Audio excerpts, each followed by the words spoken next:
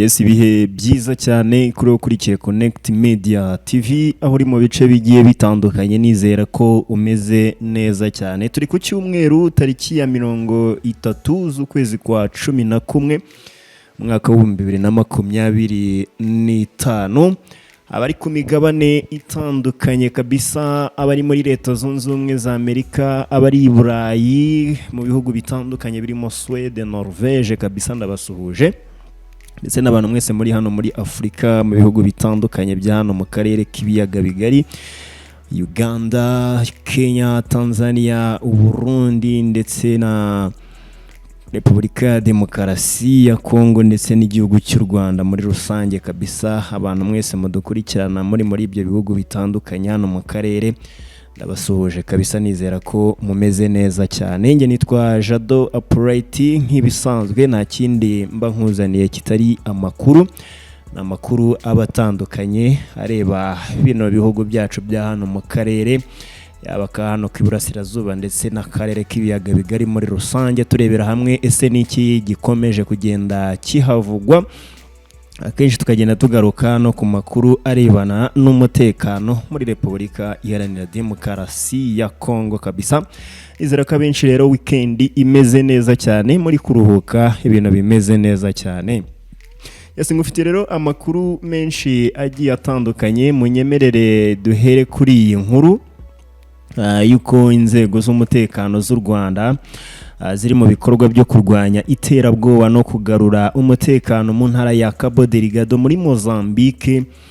Zatanze ibikoresho by'imikino ku rubyiruko rwo mu midugudu ya Josina, Machel na Philippe Nyusi mu karere ka Machimboa da Praia. Ni ibikorwa rero byakozwe ku ya 29 Ugushyingo y'umwaka wa 2025 hagamijwe gushyigikira ibikorwa byo gukomeza imikoranire myiza hagati y'inzego z'umutekano n'abaturage. Ibikoresho by'imikino rero byatanzwe birimo imipira yo gukina, imyenda, inkweto n'ibindi bikoresho bitandukanye bifasha urubyiruko mu mikino. Nyuma rero habaye umupira w'amaguru wahuje amakipe y'urubyiruko rwo mu midugudu ya Josina, Machel na Philippe Nyusi mu rwego rwo gushimangira ubufatanye n'ubusabane. Umukino rero warangiye amakipe anganyije igitego 1-1. Iki gikorwa rero cyitabiriwe n'umunyamabanga w'ishyaka Frelimo mu karere ka Machimboa da Praia. Kuva muri Nyakanga umwaka wa 2021 inzego z'umutekano z'u Rwanda n'iza Mozambique zifatanya mu kurwanya ibikorwa by'iterabwoba mu ntara ya Cabo Delgado. Intara akaba yari yarahungabanyijwe cyane bikomeye n'umutwe wa Ansar al-Sunna. Kuva inzego z'umutekano zatangira gukorera muri Cabo Delgado, zirukanye rero ibyihebe zibikura mu birindiro bihoraho byari byarashinze mu turere dutandukanye, bihungira mu mashyamba naho zirahabasanga rwose zirabatsinsura. Nyuma rero yo gutsinsura ibi byihebe, abaturage bari barahunze basubiye mu ngo zabo. Bikorwa remezo birimo umuriro w'amashanyarazi birongera birakora. Muri Kanama rero umwaka wa 2025 nabwo guverinoma y'u Rwanda n'iya Mozambique zavuguruye amasezerano y'ubufatanye mu ishoramari no kurwanya iterabwoba. Ngayo rero uko muragenda mubibona mu mafoto rwose ko byari byishimo cyane kabisa muri iyi mikino yabereye hariya muri kiriya gihugu. Urumva ko ingabo z'u Rwanda zikomeje kugenda zigarura amahoro n'umutekano ndetse zifatanyije na polisi y'u Rwanda aho bagenda bajya kugarura amahoro muri kiriya gihugu. Urabona ko bimeze neza cyane, igihugu umutekano ukaba waragarutse rwose, ibyihebe bakaba barabitsinsuye. Reka tunyarukire noneho no ku yindi nkuru n'ubundi irebana n'ingabo z'u Rwanda, ariko twerekeze mu gihugu cya Centrafrica. Igisirikare cya Repubulika ya Centrafrica kuri wa gatandatu cyungutse abasirikare bashya 545 barangije amahugurwa yabo y'ibanze ya gisirikare bahawe n'abarimu b'ingabo z'u Rwanda RDF. Muri uyu muhango rero kandi hari abasuzofisiye 121 barangije amahugurwa y'amezi 6 yo kuyobora, nayo yatanzwe n'abarimu ba RDF, ubwo ni ingabo z'u Rwanda byumvikane neza cyane. ibirori byo gusoza ayo mahugurwa byabereye mu kigo cya gisirikare cya Kankasai giherereye hariya Ibangi, biyoborwa na perezida wa Centrafrica Faustin Archange Touadera. Mugaba w'ingabo z'u Rwanda zirwanira ku butaka Major General Vincent Nyakarundi yari ari mu bashyitsi bitabiriye uyu munsi mukuru. Mugaba mukuru w'ingabo rero za Centrafrica General Victor Yakubu yashimye ubufatanye bukomeye buri hagati ya Centrafrica n'u Rwanda, by'umwihariko mu bijyanye no guhugura abasirikare. Yavuze ko kugeza ubu ingabo z'u Rwanda zamaze guhugura abasirikare 2,409 baba binjiye bushya ndetse n'abasuza ofisiye 300. Yishimiye kandi abasoje amasomo ku murava n'ikinyabupfura bagaragaje mu gihe cy'amezi 6 bamaze bahugurwa. Major General Nyakarundi mu ijambo ryewe yahaye impanuro abasoje aya mahugurwa, abibutsa ko bakwiye gukomeza gutanga urugero rwiza kubo bayobora, gutunganya akazi kabo neza barangwa n'ubunyamwuga n'ikinyabupfura mu gukorera igihugu cyabo no kuba abajyanama beza kuba bakuriye. Yanashimye kandi ubufasha bwatanzwe n'abakuru b'ibihugu byombi mu gushyigikira iyi gahunda yo gutoza abasirikare. Ibi birori rero byaranzwe no kugaragaza bumwe mu bumenyi bungutse, harimo imyitozo njyarugamba, kurasa, kugendera ku makarita ya gisirikari n'ibindi bigiye bitandukanye birebana n'ubundi n'imyitozo ya gisirikare muri rusange. Ngayo nguko rero reka tunyarukire no kuri iyi nkuru.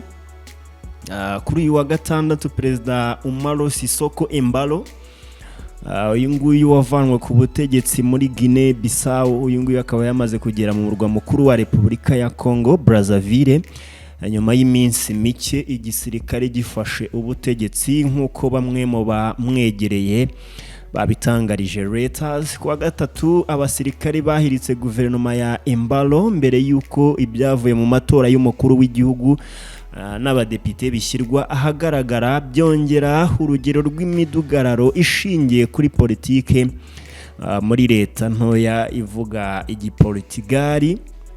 Embalo yabanje kuva i Bissau yerekeza mu gihugu cy'abaturanyi cya Senegal mu ndege idasanzwe, mu gihe kuwa kane abasirikari bakuru bashyizeho General Major Olta Intanka nka perezida w'inzibacyuho.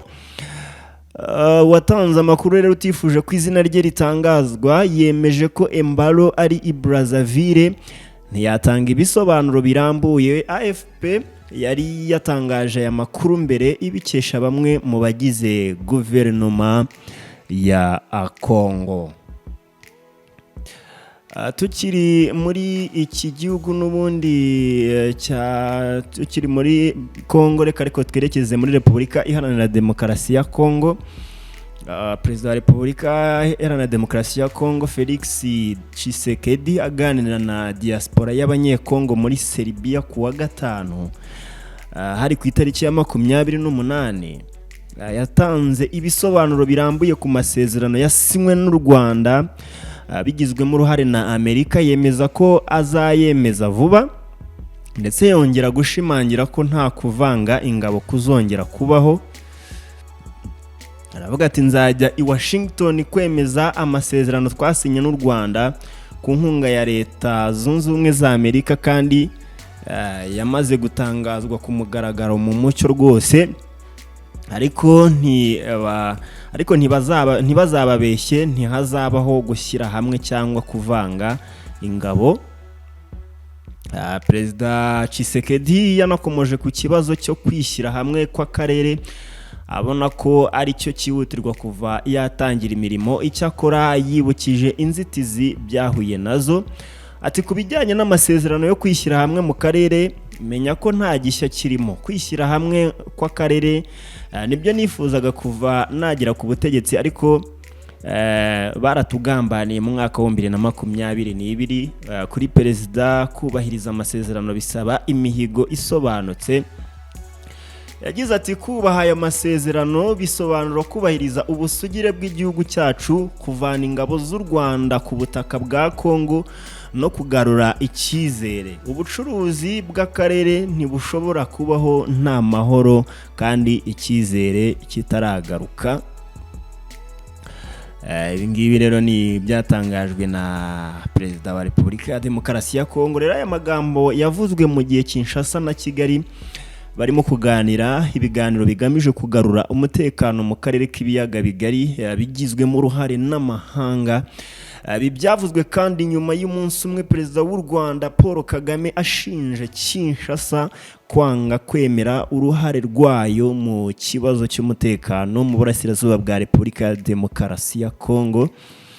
Mu kiganiro n'abanyamakuru cyabaye ku wa kane ku itariki ya 27 Ugushyingo i Kigali, Perezida Paul Kagame yashinje guverinoma ya Kongo kwanga gukora inshingano zayo kugira ngo amakimbirane arangire, cyane cyane yanga imishyikirano iyo ari yo yose yagiranye n'inyeshyamba za M23.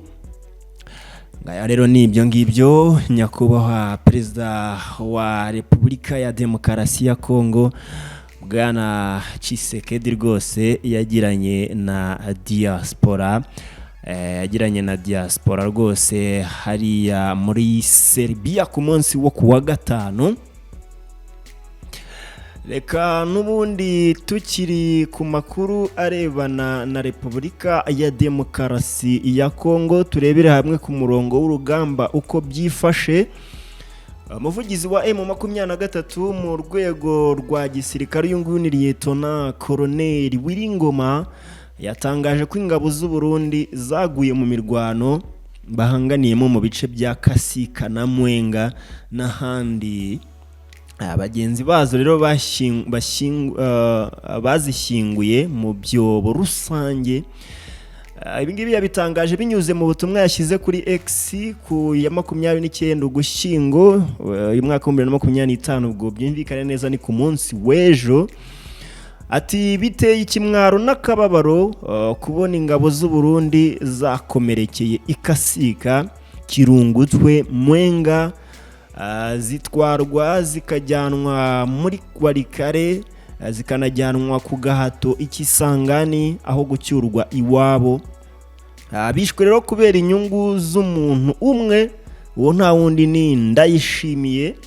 Ngo akaba ari perezida w'igihugu cy'u Burundi. Yagaragaje ko hari imirwano y'abasirikari benshi b'u Burundi yashyinguwe mu byobo rusange muri Kasika bikorwa huti mbere y'urugamba ingabo z'u Burundi zarwanyemo n'intare za Sarambwe. Hashize iminsi rwose imirwano y'ubuye hagati y'ingabo za leta FARDC Wazalendo n'izindi bifatanya guhangana na M23. Ku ya 25 muri ku kwezi kwa 11 ingabo za Repubulika ya Demokarasi ya Kongo na Wazalendo byavuye muri Kasika no mu bindi bice bitari kure cyane ho nka Kamituga n'umujyi wa Mwenga. Bisiga bisahuye amaduka n'inzu by'abaturage. Ku itariki ya 23 ho muri ku kwezi n'ubundi M23 yari yafashe centre ya Buhimba iherereye muri groupement ya Walowa Yungu muri teritwari ya Warikare, ariko ku ya 24 Gushyingo yayivuyemo nyuma y'igitero yagabweho n'ingabo za Repubulika ya Demokarasi ya Kongo na Wazalendo isubira muri Kasopo. Urumva ko rero ntabwo ibintu bimeze neza cyane kabisa, ibintu ntabwo bimeze neza cyane. Imirwano ikomeje kugenda ikaza umurego impande zose. Ngayo nguko rero nuko byifashe muri aka kanya kabisa. Ayo niyo makuru twakugezaho muri aka kanya. Andi makuru agiye atandukanye turaza kugenda tuyagaruka mu masaha yacu ari imbere, tugenda turebera hamwe se umurongo w'urugamba byifashe bite, ndetse tugenda turebera hamwe n'andi makuru agiye atandukanye hano mu karere k'ibiyaga bigari. Turebera hamwe uko umutekano mu mpande zose bigiye byifashe muri rusange. Mukomeze mugire ibihe byiza, mukomeje gukurikirana Connect Media TV, mugire weekend nziza.